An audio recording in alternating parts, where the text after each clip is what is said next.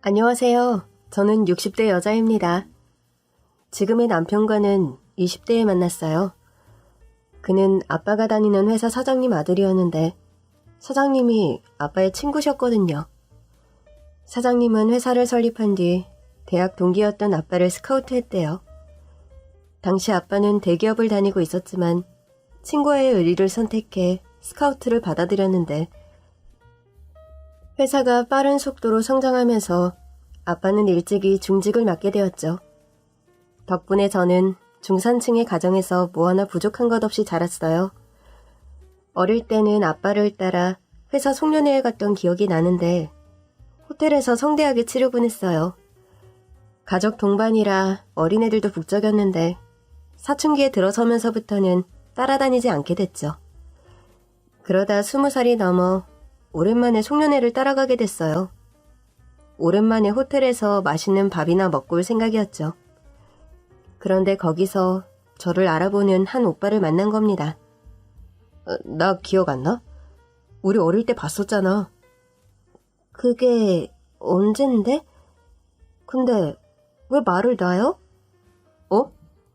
그게 내가 오빠거든. 아니, 내 나이를 어떻게 알고... 그는 정말 제 나이를 알고 있었어요. 알고 보니 사장님 아들이었더라고요. 아빠 차를 타고 집으로 돌아오는 길, 아빠에게 그와 만난 이야기를 털어놓았습니다. 아니, 다짜고짜 반말을 하는 거야. 자기가 오빠라면서. 사장 아들이면 다야? 넌 아예 기억이 안 나는구나. 너희들이 어릴 때 진짜 친했어. 어릴 때가 다잖아. 사실 우리 둘이 애들 크면 결혼시켜서 사돈 맺자는 얘기도 많이 했었는데 요즘엔 통 그런 소리를 안 하네. 마음이 바뀌었나? 난 그 오빠랑 결혼할 생각 없거든. 아빠 앞에선 툴툴거렸지만 사실 이미 그 오빠와 번호를 주고받은 뒤였습니다. 집에 도착했는데 문자가 도착해 있더라고요. 잘 들어갔어? 잘 들어왔다고 답을 보낼까 했는데 순간 아빠 얘기가 떠오르더라고요. 사장님과 사돈을 맺자고 했다는 그 얘기가요. 아무래도 괜히 엮이는 건 좋지 않겠다 싶어 답을 보내지 않았어요. 그때 전 우리 과에 있는 동기에게 호감을 느끼고 있었거든요. 그러나 얼마 후 저는 그 동기에게 호되게 차였습니다.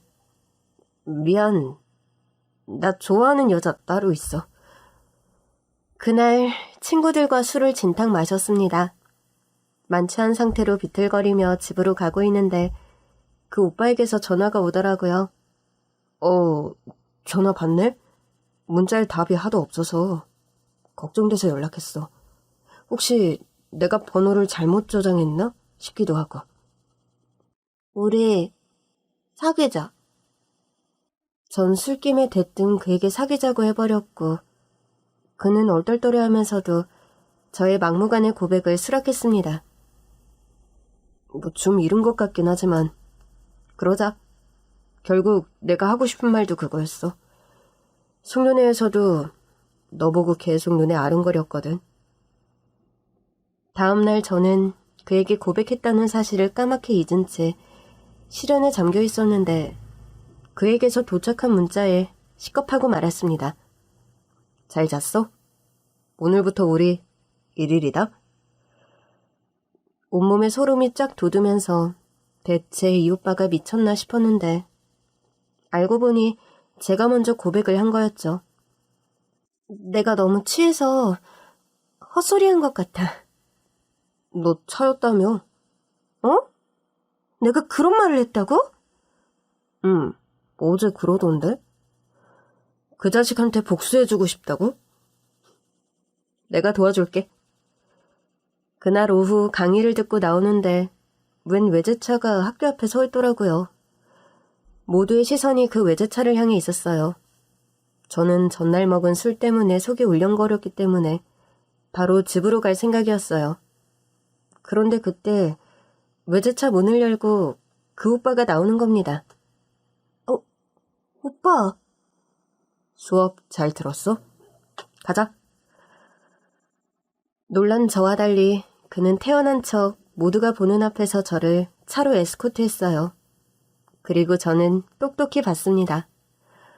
저를 찬 동기가 눈이 휘둥그레진 채 저를 보고 있었다는 걸요. 덕분에 속이 다 시원해진 저는 그와의 첫 데이트를 수락했고 그게 우리의 시작이 됐어요. 막상 만나보니 모든 게 다 잘 맞는 사람이었어요. 우리의 관계는 자연스럽게 수년의 연애로 이어졌고 결국 결혼까지 약속하게 되었죠. 그런데 부모님께 인사드릴 날짜를 조율하고 있던 어느 날 생각지도 못한 연락을 받았어요. 오빠의 아버지께서 직접 전화를 걸어오신 겁니다. 얘기 들었어. 둘이 그렇게 사이좋게 지내고 있었다니 전혀 눈치를 못 채고 있었네. 아빠도 모르셨던 것 같은데? 네, 아빠도 모르셨어요. 그냥 우리 둘의 연애니까 조용히 만났어요. 아빠도 많이 놀라셨고요. 아저씨도 많이 놀라셨죠? 뭐 좀 놀라긴 했는데 나야 좋지. 네가 내 며느리가 된다면. 근데 내 마음이 좀 무겁네. 네? 결혼은 네가 우리 집에 인사 온 다음에 결정하는 게 좋겠다.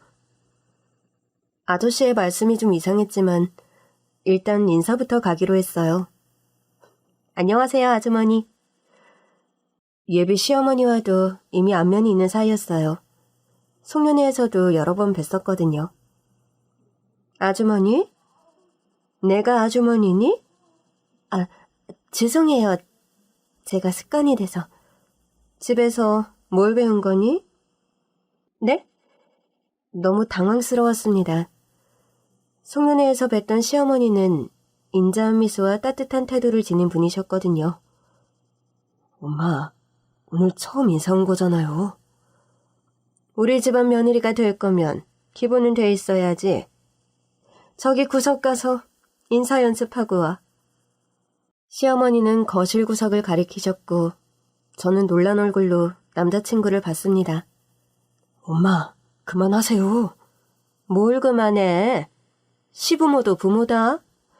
가르칠 건 가르쳐야지. 저는 결국 예비 시어머니의 감시하에 거실 구석에 가서 벽을 보고 선 채 인사 연습을 해야 했습니다. 안녕하세요. 다시 더 예의 바르게 하란 말이야. 안녕. 말 더듬지 말고 품위 있게. 조금 뒤 예비 시아버지께서 도착하시면서 상황은 마무리됐지만 저에겐 너무 충격적인 경험이었습니다. 내가 미안해. 하지 말라니까 왜 했어. 그럼 어떡해. 처음 뵙는 건데 내가 실수한 건 맞잖아. 실수할 수도 있지. 가족끼리 실수도 못해?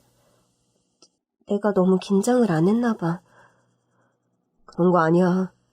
자기 벌써 이러면 우리 엄마한테 조종당하는 거 순식간이야.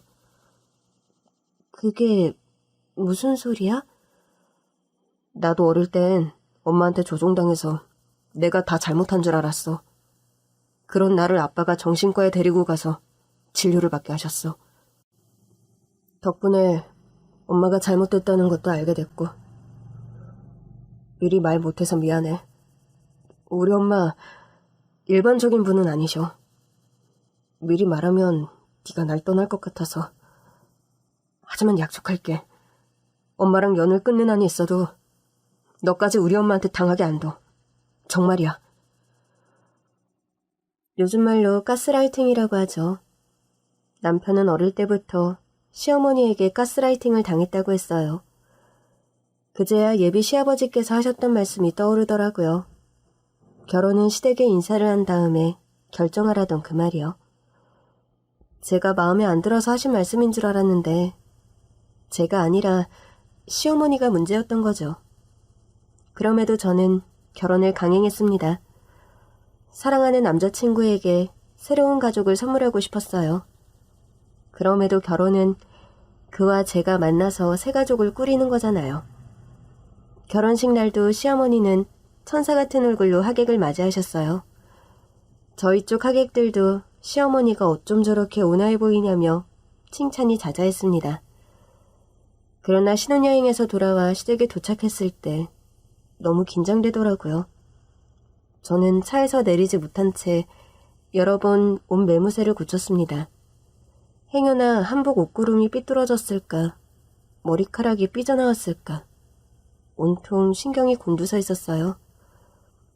남편은 그런 저를 안쓰럽게 보더라고요. 미안해. 오늘 인사하고 나면 당분간 우리 집 올 일 없으실 거야. 나 괜찮아. 내가 잘하면 어머니도 노여워하지 않으실 거야. 그러나 시댁에 발을 들이는 순간 저는 싸늘한 시어머니와 마주해야 했습니다. 어디 여자가 남자보다 앞서서 문지방을 넘어? 다시 나갔다가 들어와. 시어머니의 지적은 제 상식과 상상으로는 가늠할 수 있는 게 아니었어요. 그 후로도 시댁에 갈 때마다 저는 살얼음판을 걷는 기분이었고 그 사이 시동생도 결혼해서 동서가 들어왔어요. 시어머니의 구박은 동서에게도 예외는 아니었습니다. 언젠가부터는 명절에 모여서 밥을 먹을 때도 저랑 동서는 부엌 구석에 쪼그려 앉아 따로 밥을 먹어야 했어요. 저랑 동서가 음식 준비를 하느라 늦게 오는 줄만 알았던 남편은 뒤늦게 그 꼴을 보고 노발대발 화를 냈습니다. 엄마, 또다시 이러면 다신 집에 안 와요. 그 후론 따로 밥을 먹진 않았지만 저랑 동서의 앞에만 찬밥과 쉰내가 진동하는 김치가 놓였죠. 찬밥이랑 신김치가 너무 많아. 니들이 좀 먹어 치워라. 엄마, 자꾸 이러시면 저 집에 안 온다고 했어요. 그럼 어떡하니? 집에 똥개도 없고. 차라리 똥개를 키우시면 되겠네요. 뭐하러? 똥개 같은 것들이 여기 있는데? 결국 남편은 불같이 화를 내며 저를 데리고 시댁에서 나왔습니다. 그날 이후 남편은 시어머니와 인연을 끊었어요. 제가 그러지 말라고 아무리 말을 해도 소용이 없더라고요. 내가 어리석었어. 당신한테는 우리 엄마가 시어머니잖아. 어려운 게 당연한 건데. 내가 진즉에 연을 끊었어야 했어. 문제는 제가 시댁에 안 가게 되면서 동서 혼자 시어머니의 구박을 감당해야 했다는 겁니다. 한 번은 동서가 울면서 전화를 해왔어요. 형님, 저 너무 힘들어요. 무슨 일 있었구나? 네, 형님이랑 아주버니도 안 계시니까 어머니가 더 고약하게 구세요. 무슨 일인데? 또 부엌 구석에서 상 놓고 밥 먹으라고 하셔? 아니요, 그건 아닌데요. 저더러 반찬 담긴 쟁반을 들고 오라고 하셔서 들고 가고 있었는데 갑자기 발을 거시는 거예요. 넘어지면서 반찬도 다 쏟고 난리가 났는데 어머니께서 그걸 보고 배꼽이 빠져라 웃으시는 거예요. 뭐? 한동안 웃을 일이 없었는데 너무 재밌다면서 깔깔대고 웃으시더니 저더러 다 치우라고 하시더라고요. 일하는 아주머니들한테도 도와주지 말라고 하셨고요. 결국 혼자 김치국물 하며 온갖 반찬 양념을 뒤집어 쓴 채 다 치우고 부엌으로 갔는데 코를 막으면서 냄새 난다고 꺼지라고 하시는 거예요. 세상에. 그래서 화장실 가서 씻으려고 했더니 화장실에도 냄새 밴다고 저더러 나가 있으라고 하시더라고요. 이 추운데 밖에 있으라고 했다고? 네.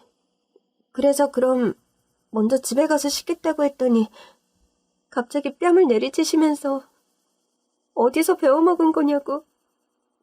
결국 밖에서 남편 나올 때까지 우들우들 떨다가 집에 왔어요. 아니, 서방님은 그걸 가만히 보고 있었단 말이야? 그 사람은 워낙 엄마 편이잖아요. 아, 동서 참 좋게도 말해준다. 그런 건 그냥 마마보이라고 하는 거야. 맞아요. 근데 제가 뭘 어떡하겠어요? 동서가 당한 얘기를 듣는데 속이 다 뒤집히더라고요. 남편에게 말했더니 남편도 한숨만 내쉬더라고요. 그 자식은 엄마밖에 몰라. 어릴 때부터 엄마한테 제대로 조종당했거든. 아빠가 병원에 가자고 해도 엄마가 허락하지 않으면 절대 안 갔어. 걘 고치기 쉽지 않을 거야. 저도 어떻게 할 수 없어서 속만 끓이고 있는데 한동안 동서에게서 연락이 없었어요. 그래도 전보다는 잘 지내는 건가 싶던 차 시동생이 술에 취해서 우리 집을 찾아왔더라고요. 형수, 나 이제 후랍이에요. 그게 무슨 소리예요? 동서는요? 여자 나 버리고 갔어요. 동서가 집을 나갔다고요? 동서가 가출을 했다고 하더라고요. 동서는 한 달이 지나도록 돌아오지 않았고 시동생은 아들을 돌볼 생각도 하지 않은 채 동서 욕만 하고 있었습니다. 우리 엄마처럼 착한 여자를 그렇게 싫어하더니 결국 나랑 우리 애를 버리려고 그랬던 거야. 나쁜 년. 우리 엄마처럼 세상 착한 여자가 어딨다고. 그러더니 얼마 못 가 괴로움을 이기지 못한 건지 세상을 떠나고 말았어요. 장례식장에서 만난 시어머니는 시동생의 사진을 못마땅하다는 듯 보며 말씀하셨어요. 약해 빠진 자식. 와이프 하나 집 나간 게 뭐라고? 저는 일단 시어머니와 혼자 남겨진 조카 일을 상의해야 했습니다. 어머니, 애는 어떡하죠? 그걸 왜 나한테 묻니? 고아원에 갖다 주든 알아서 해. 시어머니의 말씀은 너무나 충격적이었지만 하도 기막힌 꼴을 많이 본 탓인지 기가 차할 여력도 없었습니다. 저는 고민 끝에 남편에게 말했어요. 여보, 서방님 아들 우리가 입양해서 키우자. 사실 제가 아들을 먼저 보냈거든요. 아들은 태어날 때부터 몸이 약했는데 지병이 있었어요. 결국 초등학교에 입학하기 전에 세상을 떠났죠. 그런데 조카가 크면 클수록 먼저 떠난 우리 아들을 너무 닮은 거예요. 남편도 그러자고 했고 결국 우리 부부가 조카를 입양해 키우기 시작했습니다. 그때부터 조카는 우리 부부의 아들이 됐어요. 부모를 잃고 시무룩해 있던 아들은 점차 저와 남편의 사랑을 받으며 밝아지기 시작했어요. 문제는 제가 시동생의 아들을 키우기 시작하면서 다시 시어머니와 연락을 하게 됐다는 겁니다. 우리 손자는 잘 키우고 있는 거 맞니? 네, 건강하게 잘 크고 있어요. 그냥 건강하게만 크면 되나? 공부도 잘해야지. 네, 공부도 잘해요. 네 말을 내가 어떻게 믿니? 네? 넌 내 아들이랑 내 연도 끊어놓은 애잖아. 너 우리 손자한테도 내 욕하고 있는 거 아니야? 제가 마치 이간질이라도 한 것처럼 말씀하시네요. 그럼 아니니? 네가 이간질해서 우리 아들이 나를 쓰레기 보듯이 보잖아. 그 사람도 자기가 본 게 있으니 그러는 거죠. 예? 모르는 척 하지 마. 사람이 얼마나 멍청한 존재인데. 자고로 여자가 남자를 조종하는 거야. 너도 네 남편 조종한 거잖아. 내가 모를 것 같아? 그게 아니고서야 결혼 전까지는 나랑 잘만 지내던 애가 왜 돌변을 해? 제가 어머니인 줄 아세요? 아무튼 됐고 우리 손자 잘 지내는지 봐야겠으니까 내일 데리고 우리 집으로 와. 저는 결국 아들을 데리고 시댁으로 갔습니다. 점심때 오라고 하셔서 밥이나 한 끼 먹고 후딱 돌아올 생각이었어요.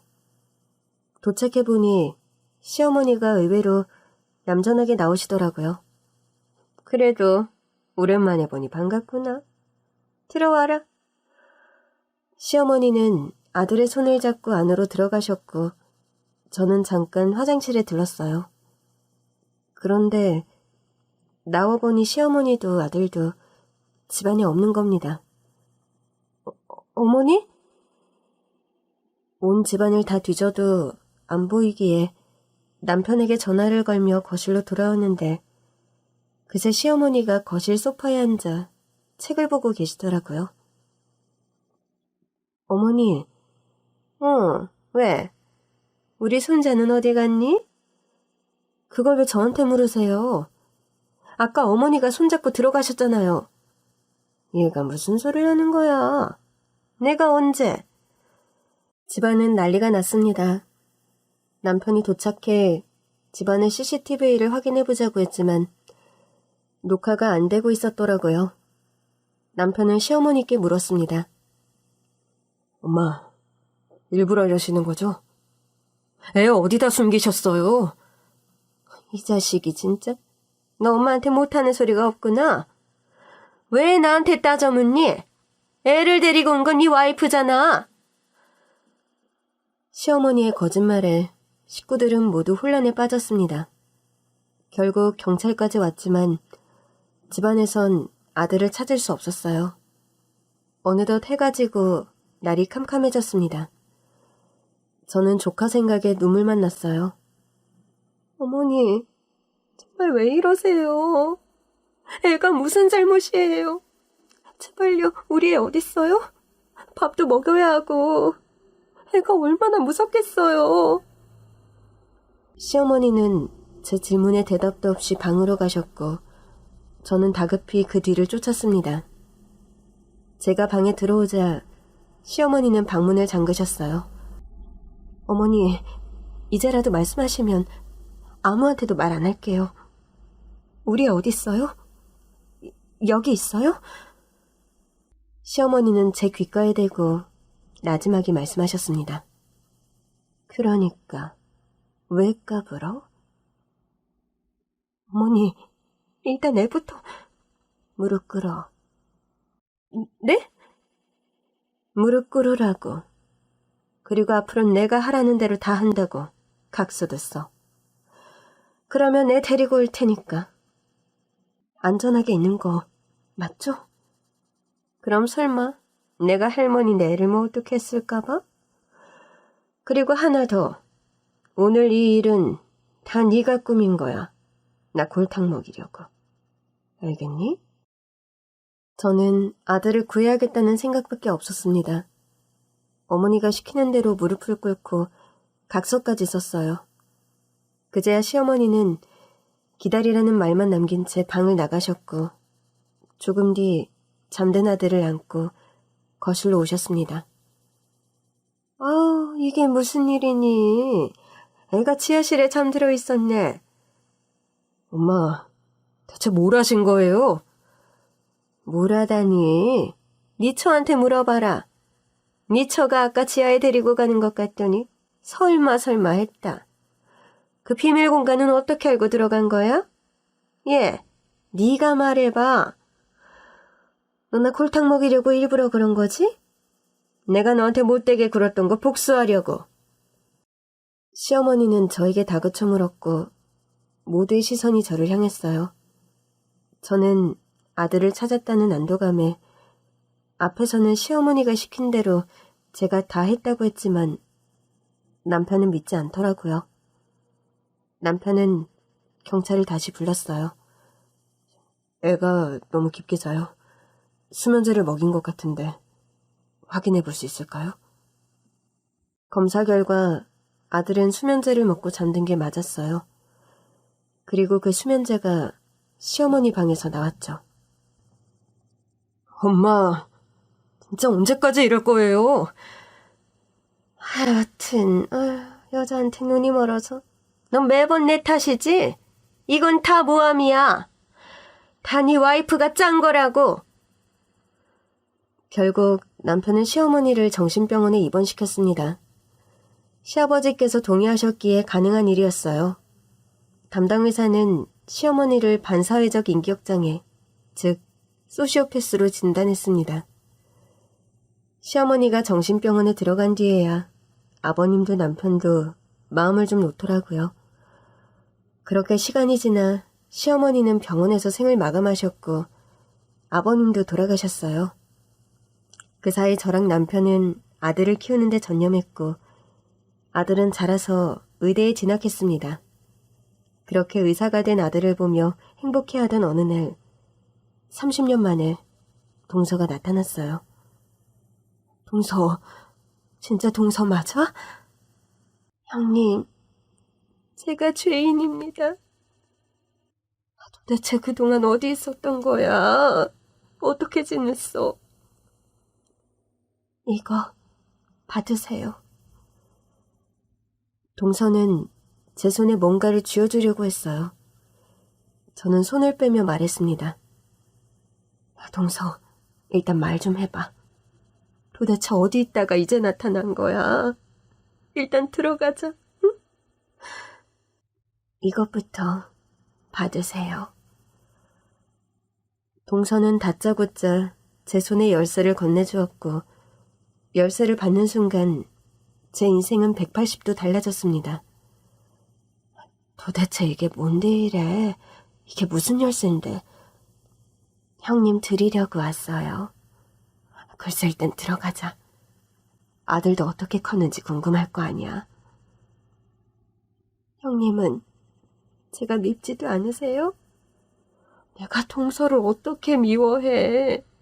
어떤 세월을 견뎠는지 내가 가장 잘 아는데. 그래도요. 그 사람도 먼저 갔다면서요. 그것도 저 때문인 거죠? 그렇게 생각할 거 없어. 자업자득이야.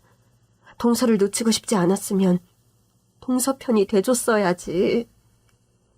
그동안 힘드셨죠? 회사.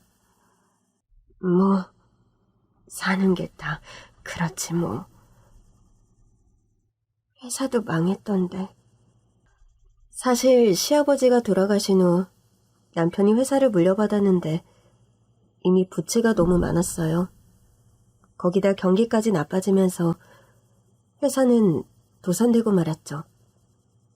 알고 있었구나. 그 힘든 와중에도 어쩜 우리 아들을 그렇게 잘 키워주셨어요. 동서 아들이지만 우리가 키우기로 했을 때부턴 우리 아들이었으니까. 키우느라 힘드셨죠? 회사 도산되고 나서는 난리도 아니었지 뭐. 동서 아들도 우리 아들로 사느라 고생 많이 했어. 살던 집은 경매로 넘어가고 겨우 방 2칸짜리 집 구해서 살기 시작했는데 형편이 어려웠지. 원하는 학원도 제대로 못 보내주고. 먹고 살기도 힘든데 학원을 어떻게 보내요? 애가 공부를 잘했거든. 처음에는 못 보내주다가 식당 시작하고 수익 생기면서부터는 보내줬어. 전 형님이 포기하지 않고 키워주신 것만으로도 감사해요. 애가 착해. 동서 닮아서. 제가 뭘 착해요. 애도 버리고 갔는데. 솔직히 전 형님이 키워주셔서 애가 잘 큰 거라고 생각해요. 남편이랑 둘이 키웠을 생각하면 끔찍해요. 아빠한테 안 좋은 영향도 분명 받았을 거고요. 동서가 그렇게 안 뒀을 거야. 하지만 집 나간 건 후회하지 마. 그땐 그럴만 했어. 동서도 어렸잖아. 결국 어머니는 정신병원 가셨는데 혹시 알아? 정신병원에 가셨다고요? 그건 몰랐어요. 소시오패스였더라고. 어쩐지 정상적인 사람 같지 않았어요. 이제라도 용서해줘. 돌아가신 분을 용서하고 말고 할 게 뭐 있어요? 아니, 서방님. 서방님도 그 어머니한테 조종당하면서 자랐대. 그랬겠죠. 동서 없이 못 견딘 거 보면 정말 좋아하긴 했던 것 같은데. 생각하면 마음이 좀 그래. 저도 미안한 마음이 있어요. 어쨌든 애까지 놓고 나간 건 저잖아요. 그동안 도대체 어떻게 산 거야? 어떻게 찾아도 없다던데. 친정 도움을 좀 받았어요. 저희 친정이 나름 잘 살았잖아요. 친정에서도 모른다고 했다던데. 제가 도저히 못 살겠다고 그동안 있었던 얘기를 다 해드렸더니 친정 부모님이 감춰주셨어요. 한국에는 있었던 거야? 아니요. 외국 나가 있었어요. 공부도 더 하고. 큰아버지가 사업 가셨는데 자식이 없으셨거든요. 저한테 공부 더 열심히 해서 사업 물려받으라고 하셔서 열심히 배웠죠. 동서도 열심히 살았네. 죄송해요. 외국에 있으니 시댁이 그렇게 된 줄은 한국 돌아와서 알았어요. 저희 친정 식구들도 일부러 쉬쉬했더라고요. 얘기 들으면 제가 마음 약해질까 봐요. 동서 아들은 의사 됐어. 그런 것 같더라고요. 알고 있었구나. 응, 잘했네. 이제 제 아들도 아니죠 뭐. 제가 엄마 자격이 있나요? 그냥 멀리서라도 볼 수 있으면 감사한 거죠. 그러지 마. 애 키우는 내내 한 번씩 동서 이야기도 들려줬어. 무소식이 희소식이니 잘 지내고 있을 거다. 잘 지내다가 엄마 소식 알게 되면 알려줄 거다. 그러면서 갑자기 동서가 눈물을 보이더라고요. 애가 어릴 때 나갔는데 절 기억해요? 내가 사진도 보여주고 했지. 엄마랑 아빠 다 어렴풋이 기억하더라고. 우리가 큰엄마 큰아빠인 것도 다 알아. 왜 그러셨어요? 그냥 있게 하셨어도 됐는데. 그럼 제가 너무 죄송하잖아요. 동서가 잘 지냈다니까 됐어. 근데 이 열쇠는 대체 뭐야? 그제서야 동서가 제 손에 쥐어준 열쇠가 궁금해지더라고요. 내일 저랑 같이 가요. 동서에게 아들을 보고 가라고 했지만 면목이 없다며 급히 떠나더라고요. 형님, 애한테는 비밀로 해주세요. 저 그 열쇠만 드리고 가려고 했어요. 동서의 부탁에 일단 비밀로 하긴 했는데 아들을 보니 마음이 짠한 겁니다. 아들, 오늘도 수고했어. 우리 아들이 참 효자다. 의사 되자마자 엄마 아빠 집부터 새로 해주고. 엄마랑 아빠가 나 키워준 거 생각하면 아무것도 아니지. 그리고 나도 같이 사는 집이잖아. 앞으로 더 좋은 집 해줄게. 에휴, 그런 생각 하지 말라니까. 덕 보려고 자식 키우는 부모가 어딨어. 근데 엄마, 내 친구들 보니까 그런 부모님도 종종 있어. 그래? 응, 내가 보니까 우리 엄마 아빠는 천사들이야. 아들한테 집이 나오도 살았던 엄마 아빠가 뭐가 천사야? 이미 내 대출 다 갚아줬잖아. 그거야 당연히 갚아줘야지. 엄마 아빠도 이제 돈 잘 벌잖아. 내가 선물로 준 건데 엄마가 갚는 바람에 선물이 무산됐잖아. 너 자체로 이미 선물이야. 다른 선물이 뭐가 필요해? 아들은 저랑 남편을 친부모처럼 생각하며 자랐어요. 생모 생부가 따로 있다는 걸 알면서도 그럼 자기는 부모님이 4명인 거냐며 예쁜 말만 골라서 해주곤 했어요. 다음날 저는 동서와 만났습니다. 그런데 동서의 차림이 전날과는 딴판이더라고요. 동서, 오늘 너무 예쁘다. 어제는 얼굴도 다 가리고 좀도둑 같았죠? 가만히 보니 걸치고 있는 게 하나같이 명품이더라고요. 동서는 저를 데리고 백화점으로 갔습니다. 이 열쇠가 백화점이랑 연관이 있는 거야? 오늘은 동서 찬스예요. 동서는 제 머리끝부터 발끝까지 명품을 사주었고 저는 어쩔 줄 모르겠는 심정이었습니다. 동서, 이거 너무 비싸. 나한테 이렇게 할 필요 없어. 나 이제 식당 아줌마야. 비싼 것도 다 갖다 팔았어. 그거 다 팔아서 우리 아들 키우는 데 쓰셨겠죠.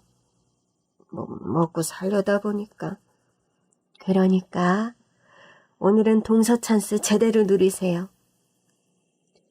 정말이지 안 받고 싶었습니다. 식당 운영하는 사람이 이렇게 비싼 거 입어서 뭐하나 싶었거든요. 쇼핑이 끝나자 이번에는 비싼 샵으로 데려가더니 제 머리 모양부터 메이크업까지 싹 받게 하더라고요. 근데 동서, 도대체 이 열쇠는 언제 쓰는 거야? 세팅 다 끝나면 알게 되실 거예요. 모든 치장이 끝나자 동서가 저를 데리고 간 곳은 은행이었어요. 은행? 열쇠 확인하는 거 아니었어? 은행에 볼 일이 있는 거야? 동서는 씩 웃더니 저를 데리고 은행으로 들어갔습니다. 동서가 들어가자 은행 직원이 나와 정중하게 인사를 하더라고요. 기다리고 있었습니다. 이쪽으로 오시죠. 저는 얼결에 동서를 따라 안으로 들어갔고 직원은 우리를 금고 안으로 안내했습니다. 안내를 마친 직원이 저에게 손을 내밀었습니다. 주시면 열어드리겠습니다. 네? 전 금고가 없는데요. 주십시오. 네. 뭘 드려야 할지. 형님, 그 열쇠예요. 동서가 어제 준 그 열쇠? 네. 저는 열쇠를 꺼내 은행 직원에게 주었고 은행 직원이 열쇠를 해당 금고에 꽂아주었습니다. 여는 건 직접 할게요. 알겠습니다. 직원은 인사를 한 뒤 나갔고 금고 안에는 저와 동서만 남았어요. 동서, 이게 다 무슨 일이야? 그 열쇠가 은행 금고 열쇠였어? 네, 이게 제가 진짜 형님께 드리려고 했던 거예요. 대체 뭐가 들어있는데? 저는 어리둥절한 채 금고를 열었고 그 안에 양도성 예금증서가 들어있었습니다. 아니지, 이게 영이 대체 몇 개야? 세어보니 30억이더라고요. 어머, 이게 뭐야? 동서 거야? 형님 거예요. 뭐? 제가 이거 드리고 싶어서 얼마나 있으며 살아왔는데요. 저 큰아버지 사업 물려받아서 열심히 돈 모았어요. 형님 댁 회사 망해서 힘든 거 알면서도 그땐 도움을 드릴 처지가 못했거든요. 그래도 형님이랑 아주버니는 어떻게든 버텨주실 거라고 생각했고 우리 아들도 잘 키워주실 거라고 믿었어요. 그래서 이거 드리려고 길을 쓰고 일했어요. 동서, 제가 해드릴 수 있는 게 이거밖에 없잖아요. 나 힘들다고 애 버리고 간 여자가 이제와 나타나 나 사업가 됐으니 아들 달라고 할 수도 없는 거고 솔직히 말하면 애 키우면서 큰아빠 회사를 물려받을 수도 없었어요. 일이 정말 고됐거든요. 그래서 그냥 눈 딱 감고 형님께 맡기고 이 돈 모은 거예요. 그러니 이 돈은 형님 돈 맞아요. 형님 덕에 제가 번 거예요. 아니야. 이건 동서 돈이지. 나 이렇게 큰 돈 안 필요해. 안 필요하셔도 받으세요. 돈이 많아서 나쁠 게 뭐 있어요. 지금껏 우리 아들 키워주시느라 수고하셨으니까 받으세요. 그리고 오해는 마세요.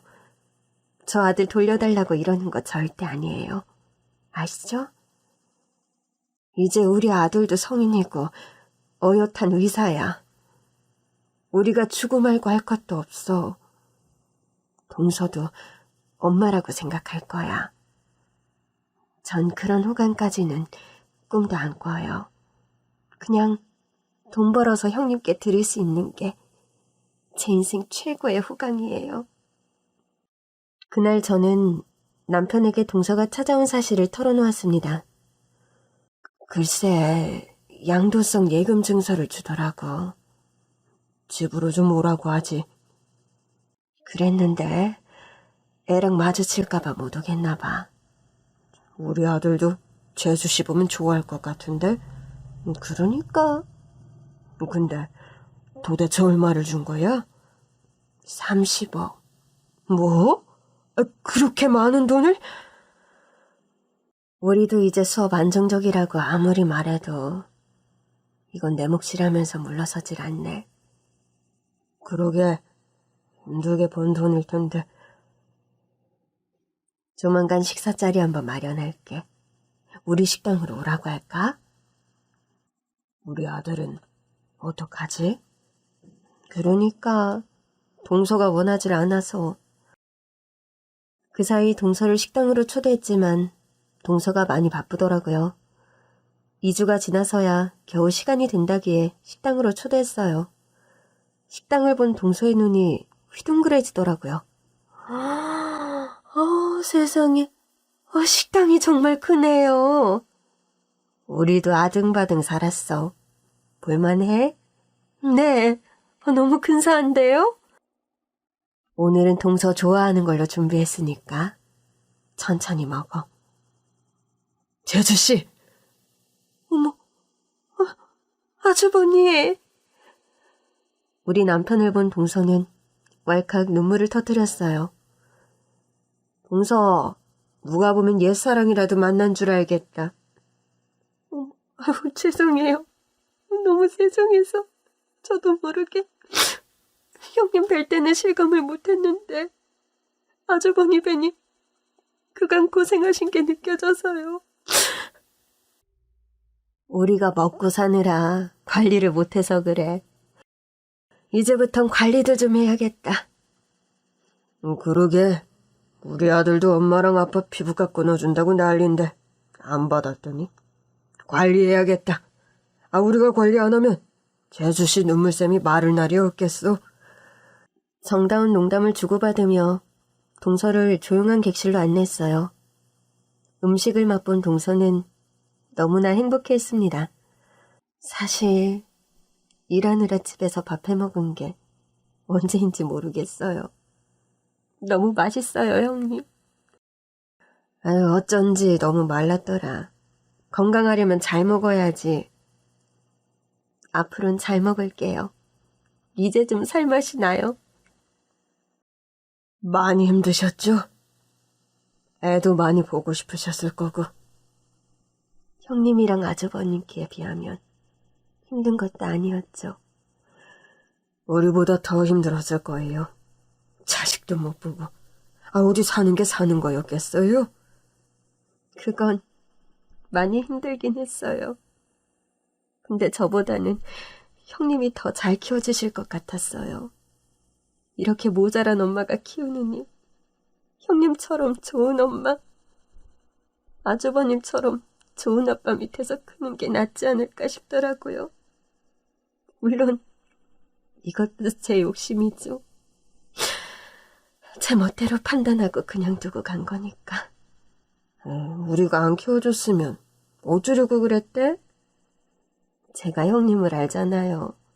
의리도 있는 분이고 더더구나 일찍 아들 잃고 많이 힘들어하셨으니까.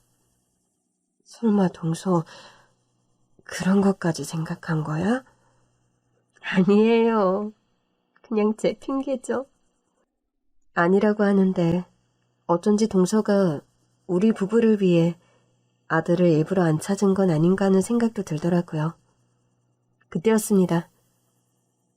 엄마! 아들이 객실 문을 열고 들어왔어요. 아들! 그러자 동서가 화들짝 놀라면서 얼굴을 감추더라고요. 아들도 동서를 보더니 잠깐 의아한 표정을 짓다가 눈치챈 듯 저를 보더라고요. 맞아. 아들은 놀란 얼굴로 동서를 봤습니다. 그래서 나한테 여기로 오라고 한 거야? 네 친엄마가 용기가 안 나는 눈치여서. 동서는 그제야 고개를 들고 아들을 봤습니다. 우리 아들. 안녕하세요. 정말 잘 컸구나. 정말 고마워. 네. 아들은 많이 놀란 것 같았어요. 많이 놀랐어? 미리 말해줄 걸 그랬나? 아니, 그런 건 아닌데 상상만 했던 일이 현실로 일어나니까 좀 멍해서. 미안해. 내가 갑자기 찾아와서. 형님, 저 그만 가볼게요. 재수씨, 그러지 마세요. 같이 얘기하면서 아들한테도 설명을 해주셔야죠. 아주버님, 계속 말씀드렸지만 저는 엄마 자격 없어요. 두 분이 부모님이시죠. 제가 이제 와서 아들한테 어떻게 이해를 받아요. 전 용서받을 자격도 없어요. 동서는 고개도 제대로 들지 못한 채 자리에서 일어났습니다. 만나서 반가웠어. 다시는 안 나타날게. 그냥 살던 대로 편하게 살아. 응? 동서는 황급히 나가다가 신발까지 벗겨졌어요. 동서가 허둥지둥 신발을 집으러 손을 뻗자 아들이 그 신발을 주워서 가지런히 놔주더라고요. 엄마, 가지 마세요. 뭐? 아들은 동서를 엄마라고 불러주었고 동서는 두 손으로 얼굴을 감싼 채 엉엉 울기 시작했습니다. 내가 어떻게 네 엄마야? 널 버리고 갔는데. 일부러 그러신 거 아닌 거 알아요. 나 살자고 도망간 거야. 여기 너 키워주신 분들이 엄마고 아빠지. 그건 당연한 거고요. 엄마랑 아빠한테 지난 얘기 다 들었어요. 할머니랑 친아버지 얘기도요. 내가 미웠을 거 아니야? 저 엄마 얼굴 알아요?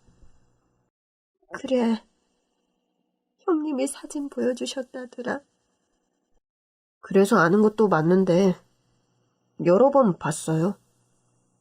설마 학교에 와서 몰래 보고 가셨죠? 저도 처음 듣는 이야기였습니다. 보고 갔다니? 정말이야? 초등학교 9학년 때부터 한 번씩 저를 훔쳐보는 시선을 느꼈었어요. 돌아보면 숨고 또 며칠 뒤에 나타났다가 또 숨고. 어쩌면 친엄마가 아닐까 생각했어요. 그러다 고등학교 때 얼굴을 제대로 본 날이 있어요. 안 본 척 휴대폰을 봤는데 사진에서 본 친엄마가 맞더라고요. 그랬어? 미안해. 몰래 보려고 했던 건데. 왜 아는 척 안 하셨어요? 그걸 알면서도 모른 척 해준 거야? 이유가 있지 않을까 생각했어요. 솔직히 말하면 전 여기 있는 우리 엄마 아빠 덕에 사랑도 많이 받고 자랐고 친엄마에 대한 그리움이 크지 않았어요. 그냥 따로 계신 것만 알고 있었고 언젠가는 저를 보러 오실 수 있다는 건 알고 있었어요. 세상에, 근데도 모른 척 했다고? 솔직히 말하면 난 엄마 아빠랑 살고 싶었어. 오히려 갑자기 친엄마가 나타나서 날 데리고 갈까봐 무서웠어. 아들의 말에 저도 동서도 눈물을 흘릴 수밖에 없었습니다. 형님 죄송해요. 허락받고 봤어야 했는데. 그때부터 보고 있었으면 진지게 우직을 했어. 실은 애 쫓아갔다가 사시는 모습도 봤어요. 아주버님 회사 망하고 작은 빌라에 사는데도 가족이 너무 화목해 보이더라고요. 동서, 솔직히 말해봐. 그때도 이미 애 데리고 살 형편 됐던 거 아니야? 네? 근데 데리고 가면 우리 부부가 힘들까봐 모른 척 했던 거지? 아니에요, 형님. 동서가 말까지 더듬는데 제 짐작이 맞는 것 같더라고요. 뭐가 아니야. 그때부터 애 데리고 살 생각이었는데 우리가 애까지 잃으면 못 살까봐 기다린 거구만. 형님. 우리한테 이번처럼 은혜 갚을 정도로 형편이 핀 건 아니었어도 우리보단 좋은 환경에서 키울 순 있었던 거지. 죄송해요. 뭐가 죄송해. 내가 미안하지. 동서는 그제야 사실을 털어놓았습니다. 실은 유학 마치고 돌아와서 바로 데리고 갈 생각이었어요. 근데 아주버님 회사가 도산됐다고 하더라고요. 그러니 이제라도 내가 데려가서 두 분 짐도 덜어드리고 버는 대로 생활비도 보태드려야겠다 싶었죠. 근데 막상 와서 보니 힘든 상황에서도 우리 애를 얼마나 귀하게 키우시던지 두 분이 얘 없이 어떻게 견딜까 싶더라고요. 상황도 힘든 때였으니까 애가 있어서 버티고 계실 것 같아서 차마 데리고 올 수가 없었어요. 부족하나마 생활비라도 보태시라고 돈이라도 두고 갈까 했는데 그럼 제가 보고 있는 걸 들킬 것 같더라고요. 그래서 애만 몰래 지켜보다가 간 거예요. 아우, 내가 못 살아. 그러니 속이 얼마나 아팠을까. 자식을 지척에 두고도 엄마라고 티도 못 내고 내가 죄인이다. 내가 죄인이야.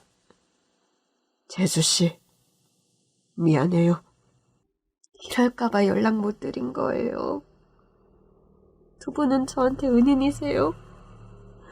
그런 말씀하시면 저 진짜 힘들어요.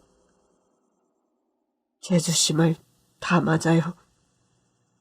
우리 애 키우려고 다시 일어났어요. 애가 싹싹한 데다 머리까지 좋은데 우리가 정신 안 차리면 애가 원하는 공부도 못하겠다 싶더라고요. 그래서 죽을 둥 살 둥 버텨서 지금까지 온 거예요. 그래서 재주씨가 찾고 있을 거란 생각도 못하고 살았어요. 죄송해요. 아들도 눈물을 흘리더라고요. 우리 엄마들, 아빠, 다 멋진 분들이네요. 나는 아니야. 두 분이 훌륭하셔서 너도 잘 키워주신 거야. 뒤늦게 동서의 진실을 알게 된 우리는 지난 이야기를 나누느라 시간 가는 줄 몰랐습니다. 저는 즐거운 아들의 앨범을 보여줬어요. 이거 초등학교 운동회 때. 아휴, 세상에 귀엽기도 하지. 이건 중학교 졸업할 때. 동서도 종종 봤다니까 기억하겠네? 그럼요. 기억하죠.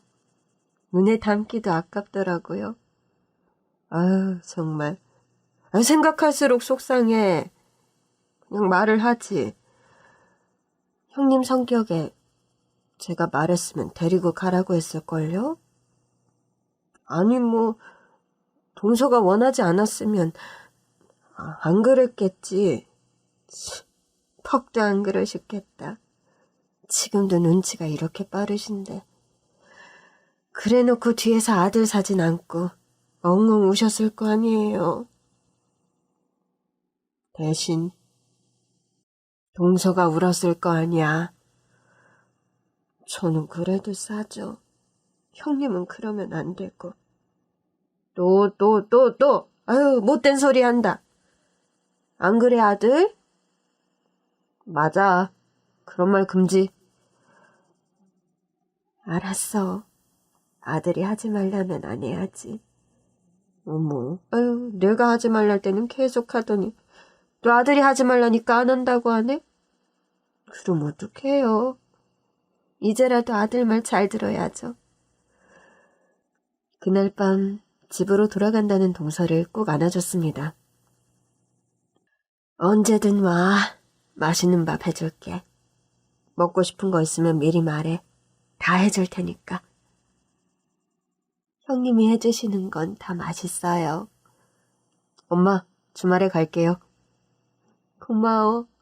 나 주말만 기다릴 거야. 형님, 아주버님도 같이 오실 거죠? 됐네요. 이번에는 모자끼리 오붓하게 보내세요.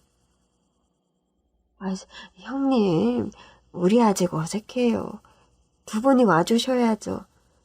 어색하니까 더 같이 있어야지. 우리 아들 싹싹해. 동서한테 잘 맞춰줄 거니까 맛있는 것도 많이 사주고 모처럼 모자지간에 행복한 시간 보내. 아들도 동서를 꼭 안아주더라고요. 건강하게 잘 지내주셔서 감사해요. 그리고 그때 아는 척 안 한 거 죄송해요. 아니야. 내가 괜히 자주 가서 네가 불안했겠다. 내 욕심이었어. 내가 이래. 이렇게 부족해. 지금은 너무 좋아요. 전 엄마가 두 분인 거잖아요. 내 편이 더 많이 있는 거니까. 맞아. 그렇게 생각해줘. 나는 딱 그렇게만 살 거야. 너는 지금껏 살던 대로 살면 돼. 그럴 순 없죠. 어? 갑작스러운 아들의 말에 저랑 남편도 깜짝 놀랐습니다. 어떻게 똑같아요. 아들이랑 친엄마가 만났는데. 아들, 혹시 이제 호적을 옮기고 싶은 거야? 그런 건가? 그렇다면 우리가 양보해야지. 그럼 우린 괜찮아. 그럼 괜찮고 말고. 남편도 저도 생각지 못한 상황에 당황한 것도 잠시. 아들이 웃음을 터뜨리더라고요. 엄마 아빠 하나도 안 괜찮아 보이거든. 그게 아니라 친엄마도 아들을 만났는데 어떻게 전처럼 살아. 아들이 의사인데. 이제 건강 잘 챙기시면서 살아야지. 보니까 저체 중이실 것 같은데. 맞죠? 그 얘기였어? 나도 놀랐잖아.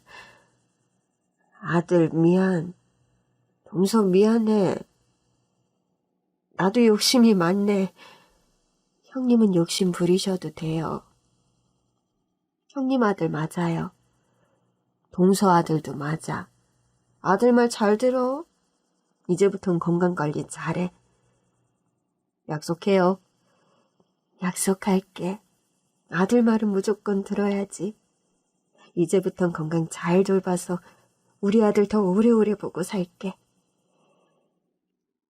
그 주 주말 아들이 동서와 함께 나들이 가서 찍은 사진을 보내줬어요. 활짝 웃으며 찍은 사진을 보는데 영락없이 모자지간이더라고요.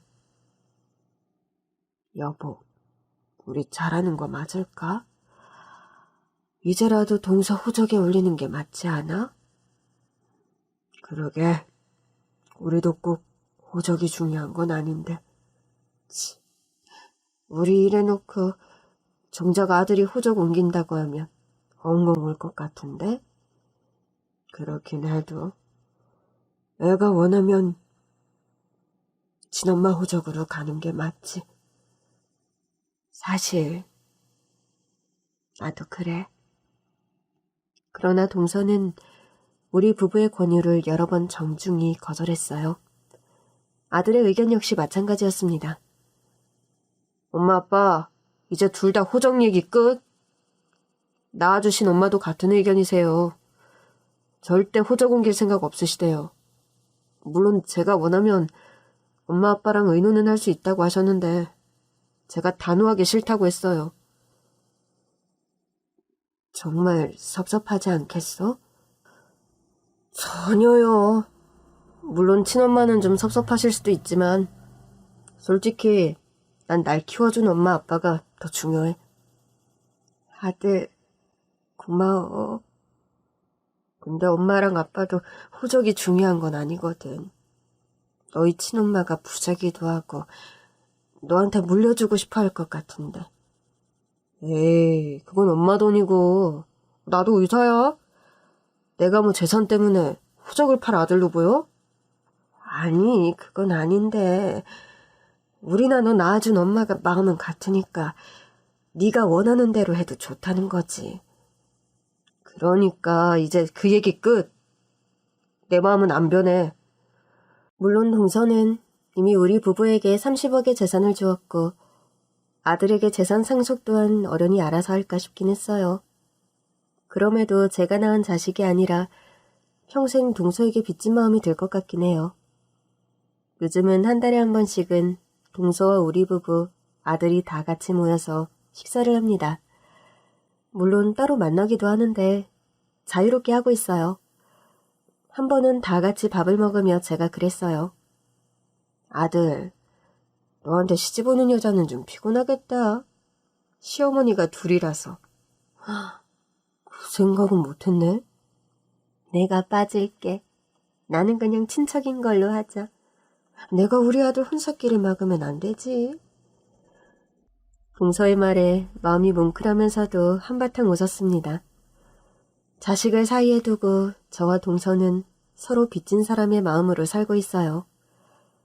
동서가 준 30억 중 일부는 남편이 원하던 전원주택을 매매하는 데 사용했어요.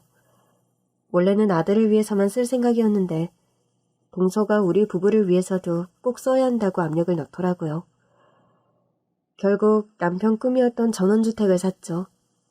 남편의 꿈을 아는 아들의 꿈도 저랑 남편에게 전원주택을 사주는 거였거든요. 그 소원을 동서가 대신 이뤄준 거죠. 나머지는 아들을 위해 쓰려고 아끼고 있어요. 아들 이름으로 좋은 곳에 쓰고 장가 간다고 하면 뭐라도 해주려고 합니다. 동서는 요즘도 툭 하면 전화해서 지어준 한약은 챙겨 먹었느냐고 잔소리 아닌 잔소리를 합니다. 아들까지 모자가 제 건강 걱정만 하니 남편이 때때로 질투해요. 자기는 늘 3인자인 것 같다면서요. 동서도 아들을 만나더니 체중도 오르고 건강해졌어요. 내일은 동서와 같이 운동하는 날입니다. 일주일에 한 번씩 같이 등산을 하거든요. 내일은 아들도 휴무일이라 같이 가겠다고 하네요. 그래서 남편까지 껴서 온 가족이 등산하는 날이 되었습니다. 우리 가족의 꿈은 되도록 오래 서로에게 든든한 편이 돼주는 거예요. 그 꿈을 이룰 수 있도록 더 부지런히 건강해지려고요.